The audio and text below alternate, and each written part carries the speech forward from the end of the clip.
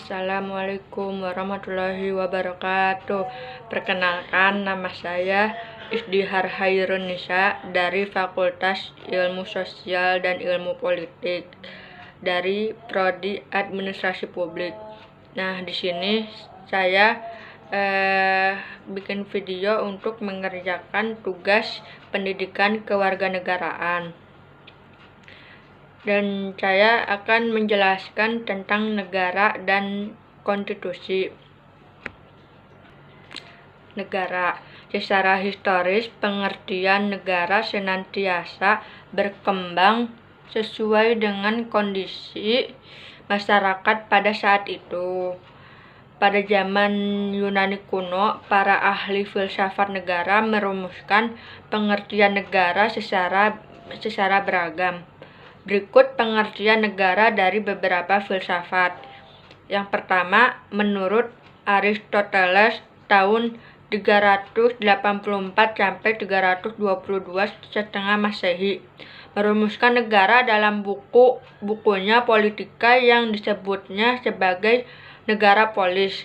Dalam pengertian itu, negara disebut sebagai hukum yang di dalamnya terdapat sejumlah warga negara yang ikut dalam permusyawaratan. Yang kedua, menurut Roger H. Scholtau, negara adalah sebagai alat agensi atau wewenang yang mengatur atau mengendalikan persoalan-persoalan bersama atas nama masyarakat.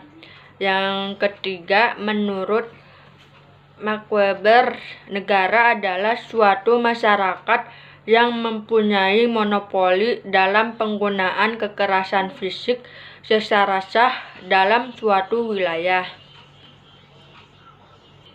Berdasarkan pengertian yang dikemukakan oleh beberapa filsuf, dapat disimpulkan bahwa semua negara mempunyai unsur-unsur yang mutlak harus ada. Unsur-unsur negara meliputi yang pertama, wilayah atau daerah teritorial, yang kedua, rakyat, yang ketiga, pemerintah yang berdaulat. Jadi, negara merupakan suatu organisasi dari rakyat pada suatu wilayah atau daerah yang ada di permukaan bumi, di mana terdapat pemerintahan yang mengatur atau mengendalikan persoalan bersama yang digunakan untuk mencapai tujuan bersama dalam sebuah konstitusi yang dijunjung tinggi oleh warga negara tersebut. Fungsi-fungsi negara. Yang pertama, mensejahterakan serta memakmurkan rakyat.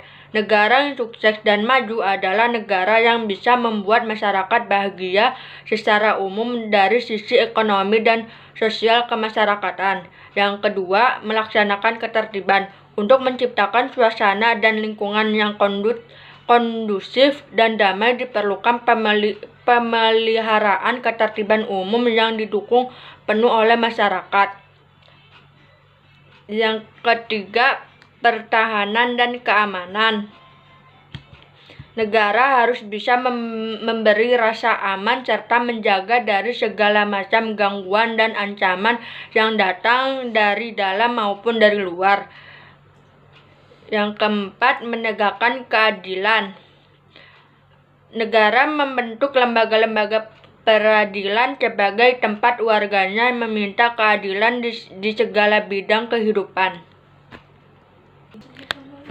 Negara Indonesia, meskipun ditinjau berdasarkan unsur-unsur yang membentuk negara, hampir semua negara memiliki kesamaan, namun ditinjau dari segi tumbuh dan terbentuknya negara serta susunan negara. Setiap negara di dunia ini memiliki spesifikasi serta ciri khas masing-masing, termasuk Indonesia. Bangsa dan negara Indonesia tumbuh dan berkembang dengan dilatar belakangi oleh kekuasaan dan penindasan bangsa asing seperti penjajahan Belanda serta Jepang. Oleh karena itu, bangsa Indonesia tumbuh dan berkembang dilatar belakangi oleh adanya kesatuan nasib, yaitu bersama-sama dalam penderitaan di bawah penjajahan bangsa asing serta berjuang merebut kemerdekaan.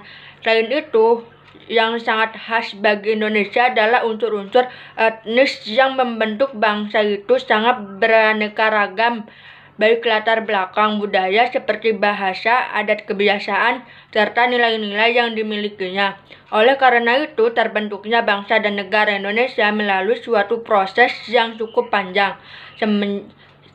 Sejak masa sebelum bangsa asing menjajah Indonesia, masa penjajahan, dan kemudian setelah kemerdekaan yang kemudian dibentuklah suatu pemerintahan negara. Prinsip-prinsip negara Indonesia dapat dikaji melalui makna yang terkandung dalam pembukaan Undang-Undang Dasar 1945. Alinea 1 menjelaskan latar belakang terbentuknya negara dan bangsa Indonesia. Alinea 2 menjelaskan perjalanan perjuangan bangsa Indonesia mencapai kemerdekaan. Alinea 3 menjelaskan kedudukan kodrat manusia Indonesia. Alinea 4 menjelaskan terbentuknya bangsa dan negara Indonesia. Konstitusi. Istilah konstitusi berasal dari bahasa Prancis, yaitu constituer, yang berarti membentuk, menyusun, atau menyatakan suatu negara. Konstitusi diartikan peraturan dasar tentang pembentukan suatu negara atau undang-undang dasar. Dalam Kamus Bahasa Indonesia, konstitusi berarti segala ketentuan dan aturan mengenai ketatanegaraan. Secara terminologis, konstitusi adalah sekumpulan ketentuan-ketentuan dan aturan-aturan dasar yang dibentuk untuk mengatur fungsi dan struktur lembaga pemerintahan, termasuk juga dasar hubungan antara negara dan rakyat dalam kehidupan berbangsa dan bernegara. Dalam ketatanegaraan Republik Indonesia diartikan sama dengan Undang-Undang Dasar, Undang-Undang Dasar. Konstitusi atau Undang-Undang Dasar dapat diartikan juga peraturan dasar dan yang memuat ketentuan-ketentuan pokok dan menjadi satu sumber perundang-undangan. Pengertian konstitusi dalam praktek ketatanegaraan umumnya dapat mempunyai arti. Yang pertama, lebih luas daripada Undang-Undang Dasar. Konstitusi lebih luas daripada Undang-Undang Dasar karena pengertian Undang-Undang Dasar hanya meliputi konstitusi tertulis saja. Selain itu, masih terdapat konstitusi tidak tertulis yang tidak tercakup dalam Undang-Undang Dasar. Yang kedua, sama dengan pengertian Undang-Undang Dasar. Hal ini terbukti dengan disebutnya istilah Konstitusi Republik Indonesia Serikat bagi Undang-Undang Dasar Republik Indonesia Serikat. Konstitusi pun dibuat dengan mempunyai tujuan. Tujuan konstitusi yaitu yang pertama, membatasi kekuasaan penguasa agar tidak bertindak sewenang-wenangnya. Maksudnya, tanpa membatasi kekuasaan penguasa, konstitusi tidak akan berjalan dengan baik dan bisa saja kekuasaan penguasa akan merajalela dan bisa merugikan rakyat banyak. Yang kedua, melindungi HAM. Maksudnya, setiap penguasa berhak menghormati hak orang lain dan hak memperoleh perlindungan hukum dalam hal melaksanakan haknya. Yang ketiga, pedoman penyelenggaraan negara. Maksudnya, tanpa adanya pedoman konstitusi negara, kita tidak akan berdiri dengan kokoh. Konstitusionalisme. Setiap negara modern dewasa ini senantiasa memerlukan suatu sistem pengaturan yang dijabarkan dalam konstitusi. Dengan kata lain, untuk menciptakan suatu tertib pemerintahan diperlukan pengaturan sedemikian rupa sehingga dinamika kekuasaan dalam proses pemerintahan dapat dibatasi dan dikendalikan. Dasar pokok konstitusionalisme adalah kesepakatan umum atau persetujuan di antara mayoritas rakyat mengenai bangunan yang diidealkan berkaitan dengan negara. Jika kesepakatan itu runtuh, maka runtuh pula legitimasi kekuasaan negara yang bersangkutan. konsensus yang menjamin tegaknya konstitusionalisme di zaman modern saat ini pada umumnya dipahami berdasar pada 3 elemen kesepakatan, yaitu yang pertama, kesepakatan tentang tujuan atau cita-cita bersama. Yang kedua, kesepakatan tentang the rule of the law sebagai landasan pemerintahan atau penyelenggaraan negara. Yang ketiga, kesepakatan tentang bentuk institusi-institusi dan prosedur-prosedur ketatanegaraan. Konstitusi Indonesia dalam proses reformasi hukum dewasa ini berbagai kajian ilmiah tentang Undang-Undang Dasar 1945. Banyak yang melontarkan ide atau melakukan amandemen terhadap Undang-Undang Dasar 1945. Memang amandemen tidak dimaksudkan untuk mengganti sama sekali Undang-Undang Dasar 1945. Akan tetapi merupakan prosedur penyempurnaan terhadap Undang-Undang Dasar 1945 tanpa harus langsung mengubah Undang-Undang Dasarnya itu sendiri. Amandemen lebih merupakan perlengkapan dan rincian yang dijadikan lampiran otentik bagi Undang-Undang Dasar 1945. Suatu hal yang sangat mendasar bagi pentingnya amandemen Undang-Undang Dasar 1945 adalah tidak adanya sistem kekuasaan dengan check dan balance, terutama terhadap kekuasaan eksekutif. Oleh karena itu, bagi bangsa Indonesia, proses reformasi terhadap Undang-Undang Dasar 1945 merupakan suatu keharusan, karena hal itu akan mengantarkan bangsa Indonesia ke arah tahapan baru melakukan penataan terhadap ketatanegaraan.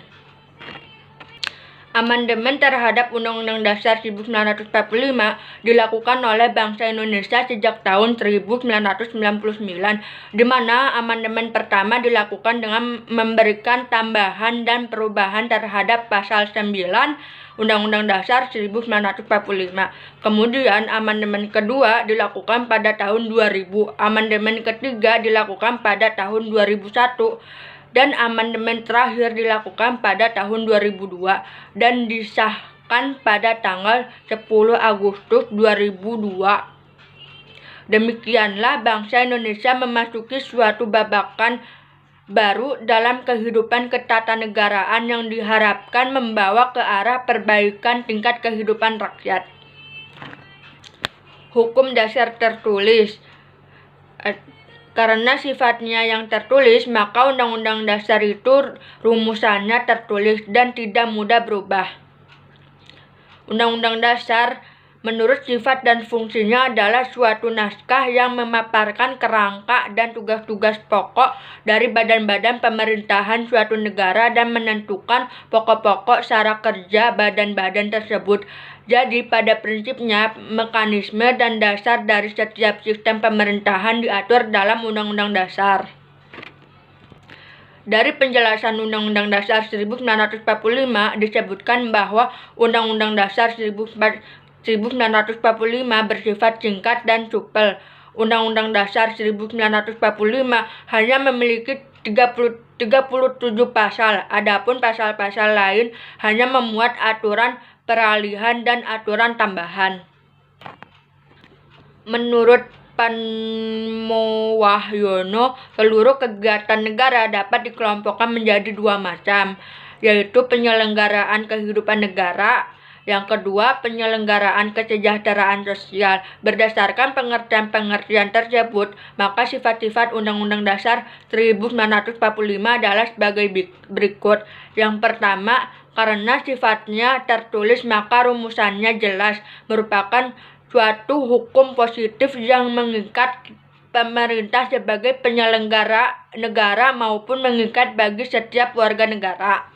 Yang kedua, sebagaimana tersebut dalam penjelasan Undang-Undang Dasar 1945 bahwa Undang-Undang Dasar 1945 bersifat singkat dan supel, memuat aturan-aturan pokok yang setiap kali harus dikembangkan sesuai dengan perkembangan zaman, serta memuat hak-hak asasi manusia. Yang ketiga, memuat norma-norma, aturan-aturan, serta ketentuan-ketentuan yang dapat dan harus dilaksanakan secara konstitusional. Yang keempat, Undang-Undang Dasar 1945 dalam Tertib Hukum Indonesia merupakan peraturan hukum positif yang tertinggi. Di samping itu, sebagai alat kontrol terhadap norma-norma hukum positif yang lebih rendah dalam hierarki tertib hukum Indonesia. Sekian dari penjelasan saya. Kurang maaf kalau ada kesalahan atau kelebihannya dari saya. Wassalamualaikum warahmatullahi wabarakatuh.